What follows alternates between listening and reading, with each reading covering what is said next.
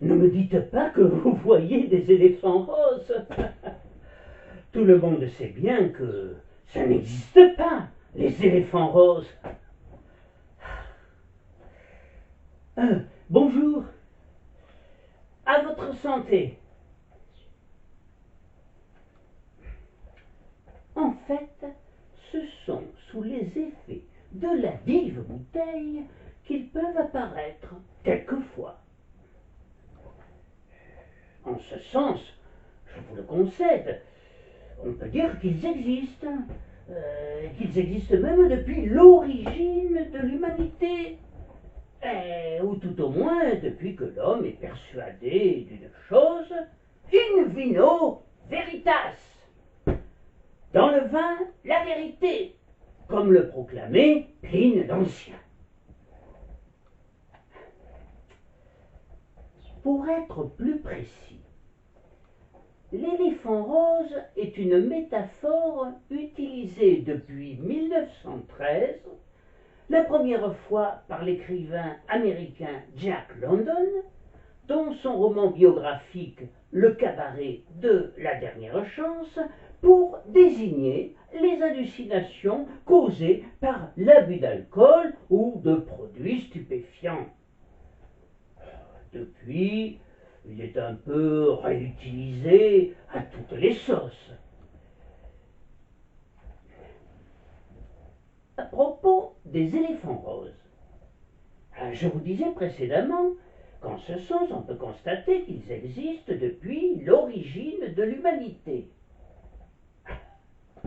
Déjà, avant le déluge, la Bible nous raconte que Noé, qui construisit sa fameuse arche dont on aurait retrouvé les restes sur le mont Ararat, Noé donc, après avoir planté les premières vignes, but du vin et devint ivre au point de se dénuder en public.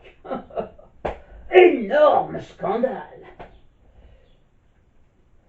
Sous l'Antiquité, conséquence bien plus tragique de l'ivresse, Alexandre le Grand, au cours d'un banquet, pendant la beuverie, se querelle violemment avec son meilleur ami Kleitos et lui lance en pleine poitrine un coup de javeline qui le blesse mortellement. Horrifié par son acte, il tente de se tuer sur le corps de son infortuné ami. N'y étant pas parvenu, il serra dans ses bras sa dépouille durant 3 jours. Et puis, on peut parler aussi de l'ivresse du poète. Et je pense tout particulièrement à Guillaume Apollinaire et à son recueil Alcool. Mon verre est plein d'un vin trembleur comme une flamme. Bien avant lui, un autre poète, le chef de file du mouvement romantique, Lord Byron, qui buvait ses libations dans une coupe en forme de crâne, affirmait « L'homme raisonnable doit se saouler. Le meilleur de la vie n'est que l'ivresse. » Karl Marx, de son côté, parcourait l'Europe en buvant de l'alcool et changea le cours de l'histoire politique en cours de route. Quant au grand romancier Ernest Hemingway, il écrivit au sujet de ses escapades bourrées « J'ai bu depuis que j'ai 15 ans, et peu de choses m'ont donné plus de plaisir. »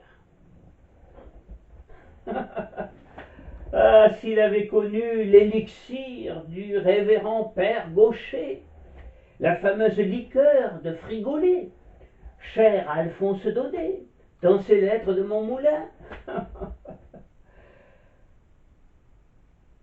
Enfin, tout cela pour vous expliquer que les éléphants roses, ça n'existe pas. Sauf si l'on ne peut pas contrôler sa consommation d'alcool. Ça n'existe pas. Oh, oh pardon, Rosinette.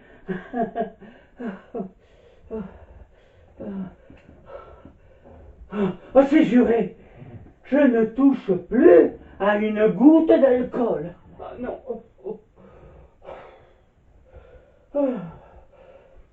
Au revoir. À plus. Oh là.